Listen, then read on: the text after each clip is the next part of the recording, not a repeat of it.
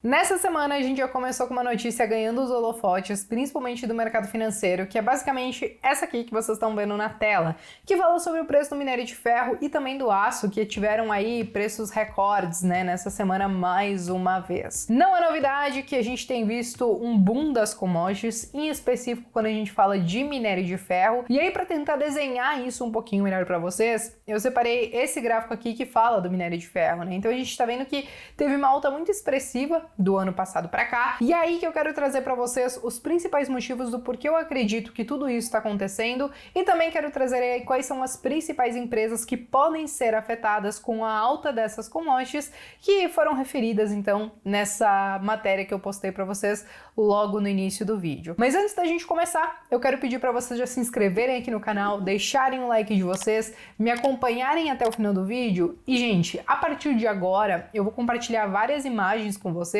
inclusive para tentar trazer algumas perspectivas para algumas empresas, porque sim, é importante a gente entender o que aconteceu até agora para poder enxergar lá na frente, Mas o que acontece?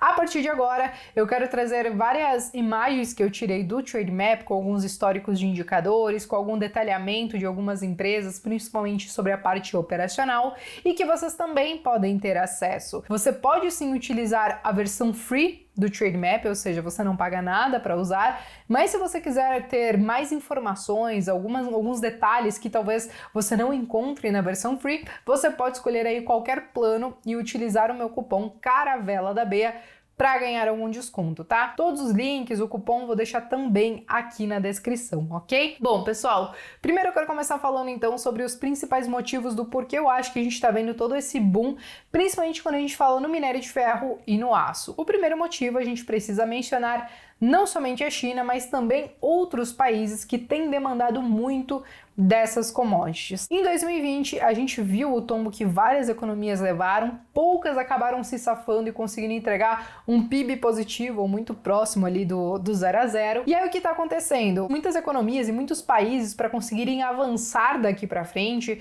eles estão fazendo investimentos pesados em infraestrutura e também na própria indústria. Então, consequentemente, tudo isso tem uma demanda maior pelo minério de ferro e pelo aço. Agora, falando da China em específico, a gente sabe que ela tem a pretensão de até 2030 se tornar uma das maiores economias do mundo. Então, consequentemente, o investimento que ela tem que fazer é sim muito mais pesado e também a gente precisa levar em consideração que uma das maiores importadoras de minério de ferro, pelo menos quando a gente fala aqui do Brasil, é a China. E por isso que a gente vê um impacto muitas vezes muito grande nessas commodities. Agora, gente, o segundo motivo também tem a ver com a China, mas aí a gente está falando de um produto onde nós, aqui no Brasil, somos especialistas, vamos dizer assim. Isso porque a China, e não é de hoje, já tem alguns anos, ela tem demandado o minério de ferro com alto grau de pureza, que a gente chama, Que é aquele minério de ferro que tem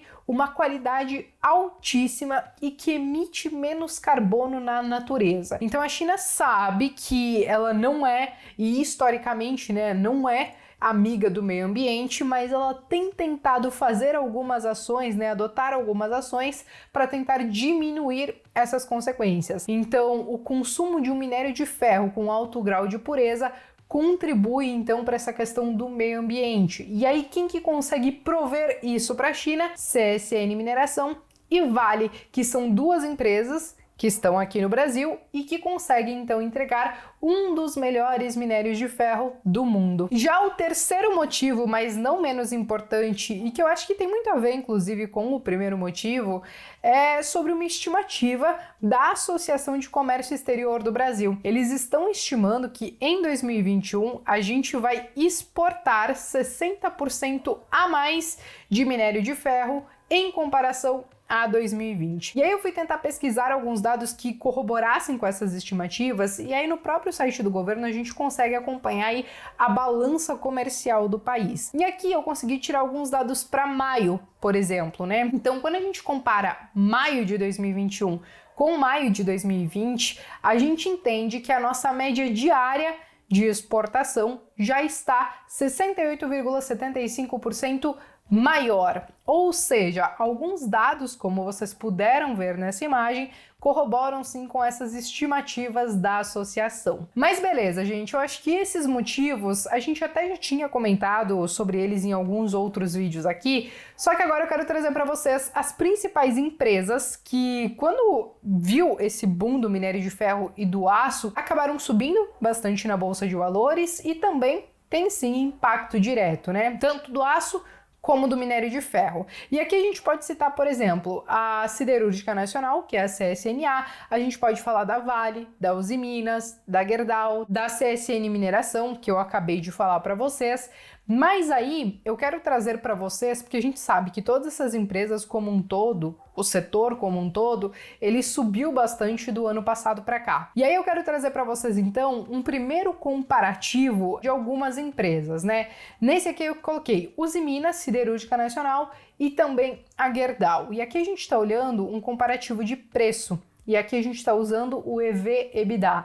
Então a gente está olhando também um indicador que diz respeito à parte operacional da empresa. Então aqui, gente, nós estamos vendo que a média do setor está em 4,7 vezes o EV/EBITDA. E dessas três empresas que a gente está comparando, a Usiminas acaba sendo a que ainda está operando com maior desconto quando a gente olha esse indicador. Eu acabei fazendo um outro comparativo em separado com outras empresas que talvez se combinem um pouquinho mais, que aí a gente pode falar da própria CSN Mineração e da Vale. Aqui a gente vê que a média fica em 4,8 vezes o EV/EBITDA, e aqui a CSN Mineração, diferente de quando ela fez o IPO, que ela tinha uma estimativa de preço maior, aqui o jogo virou. A gente está vendo que hoje ela está um pouquinho mais descontada do que a própria Vale. Agora, um ponto muito importante, gente, é que a gente tem que olhar também no detalhe dessas empresas e olhar um histórico também dessa questão de preço. E aí que eu quero trazer esta outra imagem aqui, que a gente consegue ver uma média do EV/EBITDA de Vale dos últimos 3 anos.